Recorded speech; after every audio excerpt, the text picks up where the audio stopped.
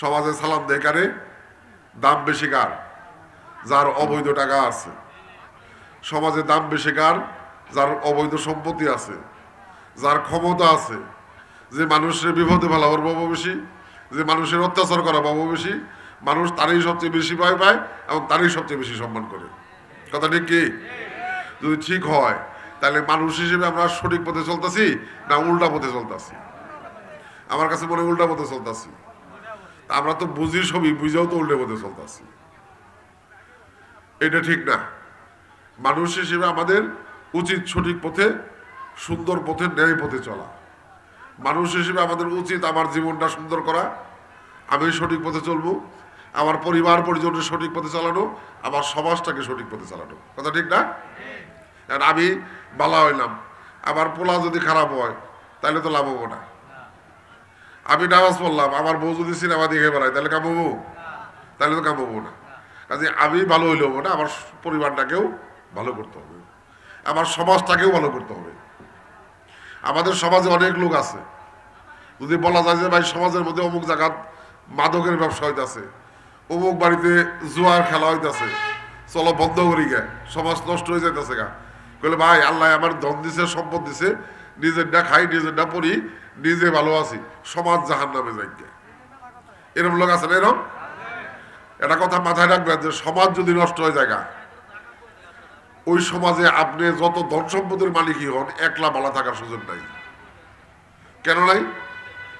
আজকে যদি আপনার পাশের বাড়িতে জুয়া খেলা চলে, এটার মধ্যে একটা আকর্ষণ আছে, মজার জিনিস। হয়তো আজকে আপনি যাইতেছেন না, কালকে যে আপনার সন্তান যাব না, আপনার বাইসতে যাব না, পরশুদিন আপনার নাতিন যাব না, এই গ্যারান্টি দেওয়ার ভাবেন? দেওয়া যাবে না। আপনার সমাজের মধ্যে যদি এক বাড়িতে মাদকের ব্যবসা চলে, আজকে হয়তো আপনি মাদক খাইতেছেন না, কালকে যে আপনার সন্তানে খাবো না, আপনার বাইসতেই খাবো না, এই গ্যারান্টি দেওয়া যাবে না। কাজে ভালো থাকতে হলে সমাজটাকেও ভালো করতে হবে। কথা ঠিক কি? সমাজে কোনো অন্যায় অপকর্ম হইলে আমরা সবাই মিলে প্রতিবাদ করতে হবে। রাজি আছি তো ইনশাল্লাহ? আমাদের সমাজে দুর্ভাগ্য এটা, অনেক অনেক ভালো ভালো পরিবার আছে। জামালপুরে অনেক ভালো পরিবার আছে, আপনারা যদি আপনাদের গ্রামে দেখেন, গ্রামেও অনেক ভালো পরিবার আছে, সবই ভালো আছে। একটা সন্তান নেশাখোর হয়ে গেছে। একটা সন্তান যদি নেশাখোর হয়ে যায়, আপনার যদি 5টা সন্তান থাকে আর 4টা যদি ডিসি, এসপি, ব্যারিস্টার, জজ হয়, একটা সন্তান যদি নষ্ট হয়ে যায়, ওই একটা সন্তানের জন্য সমস্ত পরিবারটা নষ্ট হয়ে যায়, অশান্তিতে পড়ে যায়। এটা নেশাখোরের জন্য একটা গ্রাম নষ্ট হয়ে যায়, অশান্তিতে পড়ে যায়। কথা ঠিক কি? যদি ঠিক হয়ে থাকে তাহলে এগুলো আমাদের প্রতিরোধ করা দরকার, যে আমাদের সমাজের মধ্যে কোনো খারাপ চলবো না, জুয়া চলবো না, মাদক চলবো না। যদি আমরা করতে পারি তাহলে আমরাও ভালো থাকবো, আমাদের সন্তানরাও ভালো থাকবে, নাকি?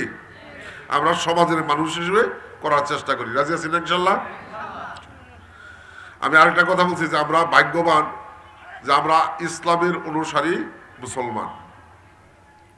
আমরা মুসলমান, আসলে আমরা বেশিরভাগই মুসলমানের গরজন বেশি, ওই হিসেবে মুসলমান। মুসলমান হিসেবে ইসলাম যতটুক জানার কথা আমরা অনেকে জানি না। কথা ঠিক না? আবার যেটুক জানি আমরা অনেকে সেটুক মানিও না। ইসলাম মুসলমান হইতে হলে ইসলাম জানতে হবো, ইসলাম মানতে হবো। আমরা জানিও না, মানিও না। যেটুক জানি ওটুকু মানি না। কথা ঠিক না? আমরা তো এইটুক জানি যে ইহকাল পরকাল আছে, আমরা পরকাল তো বিশ্বাস করি, নাকি? আমরা তো বিশ্বাস করি যে আল্লাহ আমাদের এই মৃত্যুর পরে যখন পরকাল হবো, তখন এই পরকালে এই দুনিয়ার সমস্ত কর্মের জবাব আল্লাহর কাছে দেওয়া লাগবে। কথা ঠিক কি? হিসাব নিকাশ দেওয়া লাগবে। এটা বিশ্বাস করি আমরা। যদি বিশ্বাস করি যে পরকালে যদি এটার দুনিয়াতে সমস্ত কাজের কর্মের হিসাব আল্লাহর কাছে দেওয়া লাগবো, যদি বিশ্বাস করি এবং ওই হিসেবে পাশ করতে না পারলে কই যাওয়া লাগবো? দোজকে যাওয়া লাগবো, নাকি? দুজকের আগুনে পড়ন লাগবো। পাশ করা না পাইলে দুজকের আগুনে পড়ন লাগবো, আর পাশ করা পাইলে বেহেস্তে যাওয়া যাবো। বেহেস্তের লোক তো সবারই আছে, আছে না? বেহেস্তে যাওয়ার চাই না এরকম কেউ আছে বুঝলিস? একজনও নাই, সবাই যাওয়ার চাই। বেহেস্তে যদি যাওয়ার চাই তাহলে আমরা মুসলমান হিসেবে দুর্বল হইলেও একটা কথা জানি যে বেহেস্তে যাইতে হইলে নামাজ হইল বেহেস্তের চাবি, নামাজ যদি বেহেস্তের চাবি হয়, আর আমরা যদি পরকালে বেহেস্তে যাওয়ার চাই, তাইলে দুনিয়াতে কি করা লাগবো? কি করা লাগবো? 5 ওয়াক্ত নামাজ আদায় করা লাগবো। আমরা অনেকে 5 ওয়াক্ত নামাজ আদায় করি না। কথা ঠিক কি? তাহলে বেহেস্তে কেমনে যাবো? তাইলে বেহেস্তে কেমনে যাবো? মুসলমান হইলে, ধরেন আপনি বসে রয়েছেন, আপনার যেরকম হাত পা চোখ কান মুখ আছে, এটা হিন্দু যদি বসে থাকে ওরও তো আছে না? তাহলে আপনার আর হিন্দুর মধ্যে পার্থক্যটা কি? পার্থক্য হলো যে ও একটা ধর্ম বিশ্বাস করে, আপনি ইসলাম বিশ্বাস করেন। তা আপনি যদি ইসলাম বিশ্বাস না করেন, ইসলাম না মানেন, ইসলামের ফরজ অনুসরণ না করেন, তাহলে তো আসলে মুসলমান না। কথা ঠিক না? এই জন্য মুসলমান হিসেবে আমাদের দায়িত্ব হলো 5 ওয়াক্ত নামাজ আদায় করতে হবে। ইসলামের যে সমস্ত মানে বিধিবিধান ফরজ করা হয়েছে, যেমন হজ জাকাত রোজা, এগুলা পালন করা লাগবে। কথা ঠিক না? আমরা করার চেষ্টা করি নাকি? আমরা চেষ্টা করলে আল্লাহ পাক আমাদেরকে তৌফিক দিবে।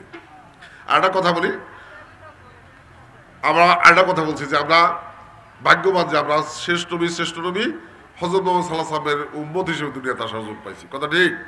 এই যে একটু আগেই যিনি বয়ান করলো, উনি ওনার বক্তব্যে এই কথাটা বলছেন যে আমরা শ্রেষ্ঠ নবীর উম্মত, ঠিক আছে, শ্রেষ্ঠ নবীরে ভালোবাসি, ঠিক আছে, আমরা তো ভালোবাসি না?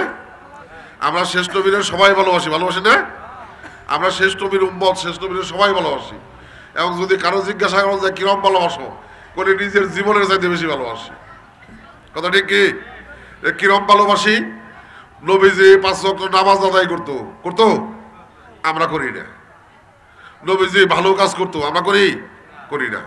আর নবীজি হজ করতো, রোজা রাখতো, আমরা করি না। নবীজি মানুষের উপকার করতো, আমরা করি না। নবীজি সমাজের উপকার করতো, আমরা করি না। কথা ঠিক কি? আর নবীজি ঘুষ খাইতো, আমরা খাই নাকি? মিছা কথা কইলাম? নবীজি সুদের ব্যবসা করতো, আমরা করি। নবীজি মানুষের অত্যাচার করতো, আমরা করি। নবীজি মানুষের জমি দখল করতো, আমরা করি। নবীজি শালি সময় টাকা খাইতো, আমরা খাই। তাহলে নবীজি যা করতো আমরা সেটা করি না। আর নবীজি যেটা করতো না, ঘৃণা করতো, আমরা ওইটাই বেশি করি।